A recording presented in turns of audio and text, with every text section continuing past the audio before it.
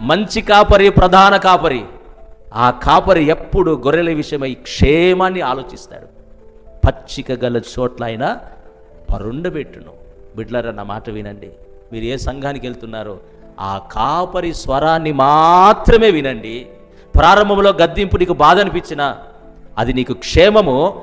భవిష్యత్తులో నీవు, నీ కుటుంబము ఆత్మీయంగా అన్ని రీతుల్లో బలపడి ప్రభువు రాకడకు ఎత్తబడునుగాక. తల్లిదండ్రులారా, కాపరి స్వరానికి మీరు చెవియొగ్గండి. మీ పిల్లలు కాపరి స్వరానికి చెవిగుతారు. సమూయేలు వలె ప్రవక్తలుగా, సమూయేలు వలె ఉన్నతమైన స్థితిలో నా ప్రభు నిలబెట్టునుగాక. ఆల్రెడీ నిలబెట్టడం ప్రారంభించాడు. ఒకరిని ఆశీర్వదిస్తూనే ఉన్నాడు. ఇక మీదటైనా మీరు కాపరి స్వరాన్ని వింటే మీ పిల్లలు దేవుని స్వరాన్ని వింటాడు. తప్పక నా దేవుడు సమూయేలుని ఘనపరిచినట్లుగా మీ పిల్లల్ని ఘనపరచునుగాక.